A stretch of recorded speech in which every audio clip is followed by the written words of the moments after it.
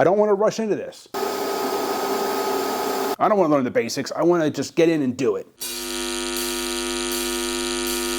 What's going on, guys? Welcome to the channel. So in my last video, I decided to teach myself to TIG weld. And I wanted to use nothing more than YouTube videos. So I picked up an AHP Alpha TIG 203XI and I got it set up, kind of went over the basics, and I started messing with it. Just kind of started to learn the torch control, the pedal control, and went over some basic settings and things like that. Well, since then, I have been making a bunch of little dots. I mean, a bunch of little dots, right? And I was doing that just to kind of learn the basics. I wanted to learn the trigger control. I wanted to learn, the correct standoff distance with the tungsten to the metal. I wanted to learn and to get used to just working with the TIG, watching the puddle develop, things like that, just learning some of the basics. I don't want to rush into this. I want to take my time. I want to learn the boring, basic stuff, right?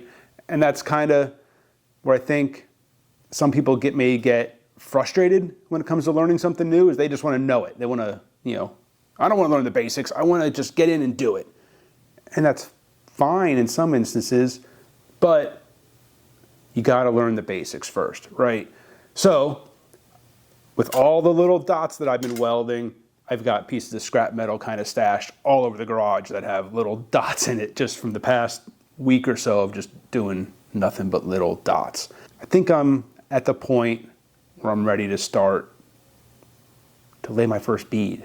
So like I said, now that I've got, some hood time just making a bunch of dots, I'm pretty comfortable with getting the puddle started and being able to see exactly what I'm looking at. I think I'm ready to move on to some beads. Now, I'm just going to be doing it without any filler. I don't want to rush through this. I want to get used to moving the torch along while maintaining that proper standoff distance between the tungsten and my work surface. I want to get used to manipulating that puddle, moving that puddle around. I don't want to worry about the filler yet. That'll come later. I want to work on the boring basic stuff first. The more you rush through the basics, the more you're setting yourself up for failure. So this exercise is going to be developed to kind of continue to work on not only skills, but things to look out for, right? I want to make sure that I stay really relaxed. If you tense up, it doesn't do you any good. If you're sitting here all tense and kind of crouched up and balled up, you're going to limit your range of motion, so you're not going to be able to move along the full weld. You could start shaking, and it can just make you really uncomfortable. And by the end of the day, being tensed up all day, you're going to be sore. It's just not going to do you any good. So I'm going to focus on, staying relaxed, practicing my setup so that I have a good range of motion. I want to work on keeping that standoff distance between my tungsten and my work surface consistent. I'm not going to add any filler yet. That'll come later. This is just learning the boring basics, putting in the hood time and practicing, doing the work so that my future welds, I'm giving them a chance to be as good as possible. If you rush through the basics, you're only shooting yourself in the foot. So again, I'm in no rush. I want to learn the boring stuff. I want to put in the hood time. I want to practice. So that's what this exercise is. I'm not too concerned with the settings, right? Everyone's settings are going to be different. There's a lot of parameters that go involved. There's some kind of like rules of thumb, like the 1 amp per thousandths thickness of your material that you're welding. I played with that a little bit here. I did go, now this is 11 gauge, so it's about 120 thou thick. So I did go with, 100 amps, which would be technically too low. 110, 120, 130.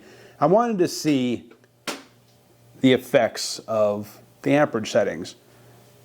And for this exercise, that 1 amp per thou thickness was fairly accurate. It worked really well. But that could change once I start manipulating that puddle, once I start moving it. That may change. My movement speed is going to have a lot to do with the settings of my machine. You know, the type of material you're working with is going to dictate the settings of the machine. So I'm not going to worry about settings so much. Everyone's mileage will vary on settings. I'm going to focus more on the quality of the bead, how well I'm able to manipulate it, and just how easy it is to work with and how it turns out, how the quality turns out. I also took some time to set up a bunch of tungstens, right? They're going to get dipped. They're going to get messed up. It's going to happen. There's no avoiding it. So what I did was I just took a bunch of tungsten, cut them in half, and then I ground down both sides of my tungsten. This way, I can easily just, once I screw one up, I can take it out, flip it around, put it back in, put in another one, whatever, and just keep going. I want to be able to I don't want to have to stop and grind down more tungsten, not for a while anyway. I want to be able to just put in as much hood time as possible, getting in all the practice. I'm also going to make sure to ensure that, you know, I'm in a good working position. I don't want to be working right here with my wrist on the corner of my bench where I can't really move. I'm going to work more out here. It's more relaxing. You know, here would be all scrunched up. Here I can work out here, a better view of everything. I also, by anchoring my forearm and not my wrist, I have more range of motion. It's more comfortable. It's more natural. I'm going to focus on that. Now, even though I'm not feeding filler, I'm going to keep my hand here, and I may get a piece of filler and just kind of work it back and forth to get used to that movement of just feeding it through my fingers while I'm doing this. Probably not right away though. I think I just want to start with making those lines. Not going to worry about this hand just yet, but I am going to keep it here rather than, like, you know, down here or somewhere. You know, not going to do this. My hand would be here welding later, so I'm going to continue to do that and just stay right here and just work that range and get that practice in. So I've got some 11 gauge here, and I just kind of ground it down, cleaned it up a little bit, put some lines in it so I have something to kind of keep me on track. And I'm just going to start laying some lines, some beads without any filler. So let's see how this goes.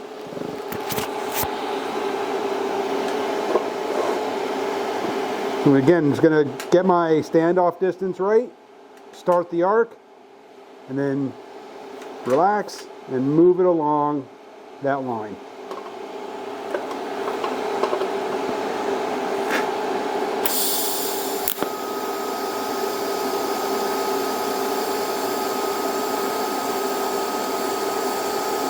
Keeping an eye on the front edge of the arc, keeping an eye on my line.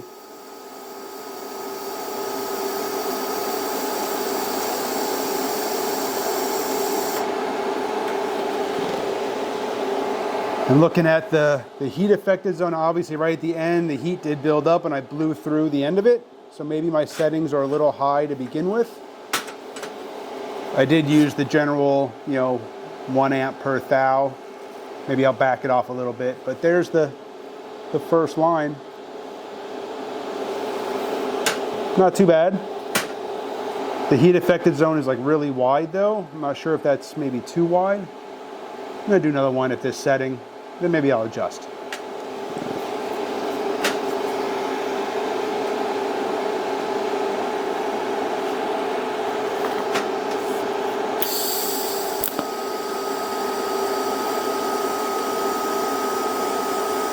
I got a little far away on my standoff.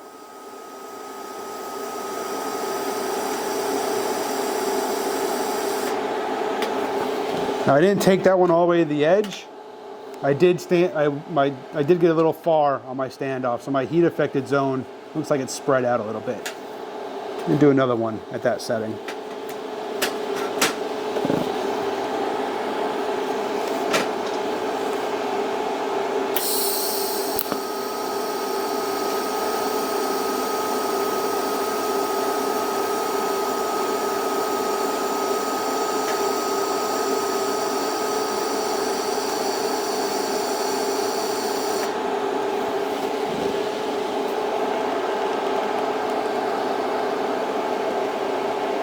I'm going to change those settings a little bit. I don't know if I want to come up or down.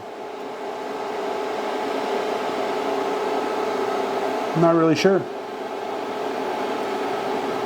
I'm going to play with this one. I have another piece set up, ready to go. But I think this one I'm just going to finish out this with these settings. It could just be because the heat's building up in this piece so much, and that's causing the heat affected zone to kind of get wider on these subsequent welds. You know what? I'm going to let that one cool. I'm going to change my current a little bit on this one. I'm going to back it. I'm going to back it down just a little bit. And I'll go with this one.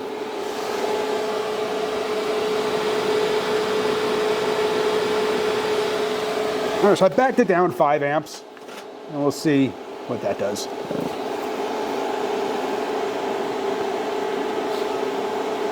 Make sure I have a good range of motion the whole way along that line. I have good visibility. Again, the boring basics, right?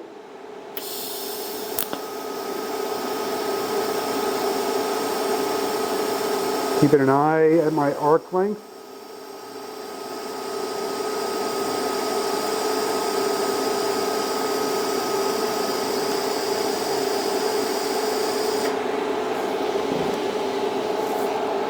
Yeah, I think that one looks a little bit better. I'm not worried about the backside so much. You know, make sure I get good penetration. I'm not worried about that right now. I just want to work on the technique. Work on that movement, maintaining that arc distance. That's all these things that, you know, keeping an eye on the puddle. All that stuff kind of constantly running through my head as I'm working this, staying relaxed. It's all practice.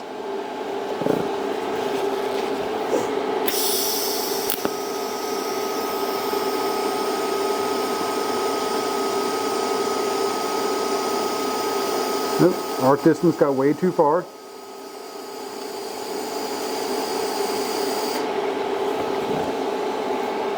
Still turned out okay, even though I did get kind of far on the arc distance. The bead narrowed a little bit. See if I can show you that. So right on the second line down, on the second pass, I think you can tell, if I can pick this thing up. Come on. I think you can tell right there in the middle that my arc distance got a little far away because the bead got narrower, I think. I think that's a good indication, right? Leave some comments. Let me know what you guys think. That's my impression anyway. I know it got far away. I watched it. Hopefully the GoPro caught it and I'll be able to show that on that clip. Let's do some more. Again, before I even start, I'm going to make sure I have good coverage the whole way. I can move the whole length of my weld. I have good visibility the whole way. All right.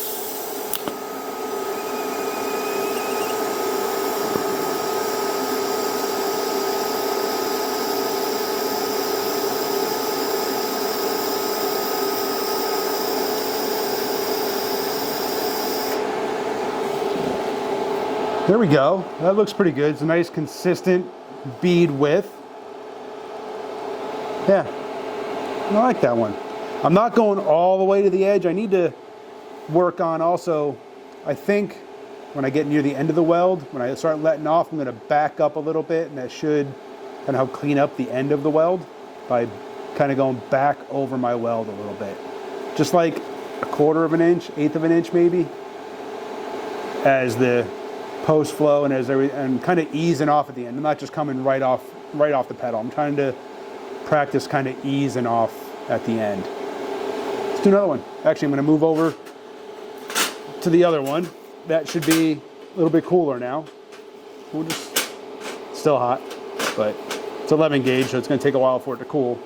But move back to this one. Again, same thing, the basics, right?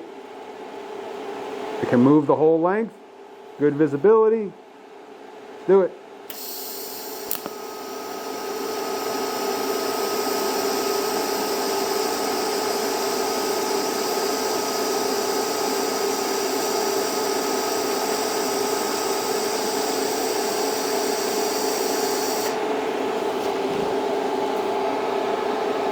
Not too bad. I mean, there's no filler, so yeah, the bead consistency, the width of that looks really good. Yeah, not bad.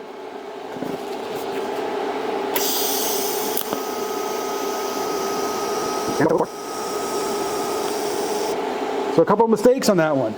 I didn't do a dry run of my range of motion, and for some reason I got like sticky. Like I got stuck, and then I was able to move, so it kind of jumped. I also did mess up I did get a little far away on my standoff distance. But again, that's why we practice, right?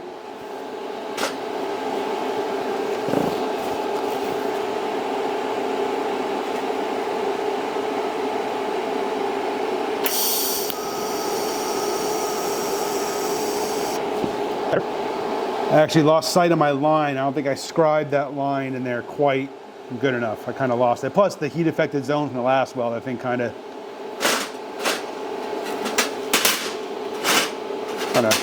obscured my line a little bit. All right. Again, that's all this is. It's the boring basics. I mean, it's just sitting here making lines.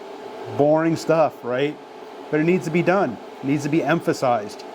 Just keep practicing. Don't rush through the practice. I'm going to continue to do this probably over the next few days until I just get comfortable at keeping that arc length, keeping that puddle moving. I don't want to rush this, because the next step of adding filler is, well, actually, let's get a piece of filler. Let's do that now. Let's see how bad I can screw this up. All right, so I've got a piece of 1/16 filler. I haven't practiced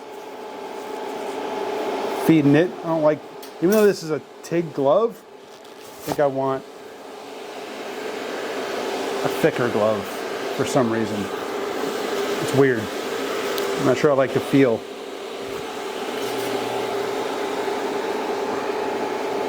That's not any better.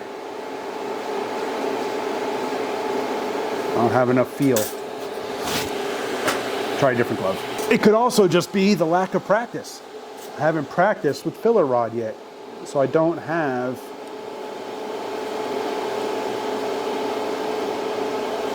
yeah, this isn't going to go well.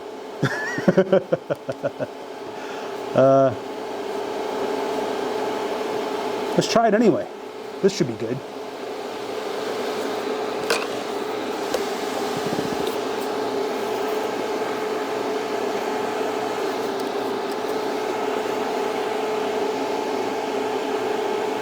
I got a good range. I can see the weld the whole way. And I'm just going to do like a, move, dab type of thing. That's what I'm going to try anyway. We'll see what happens.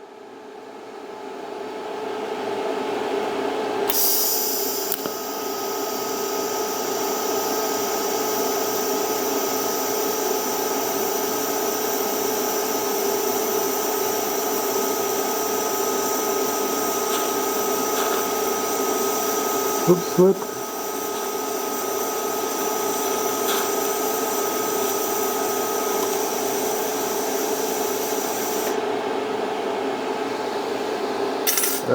Something's wrong with my mask.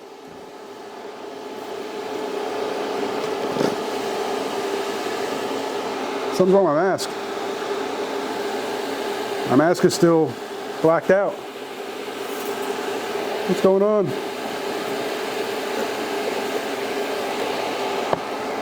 Anyway, I'll deal with that later. That wasn't too bad. I didn't dip the tungsten.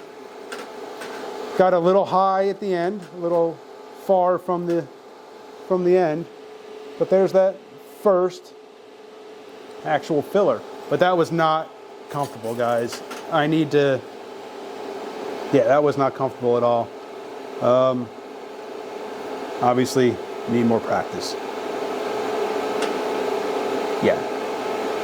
Appreciate you guys for watching. Hit that subscribe, hit the bell, and I'll see you on the next one.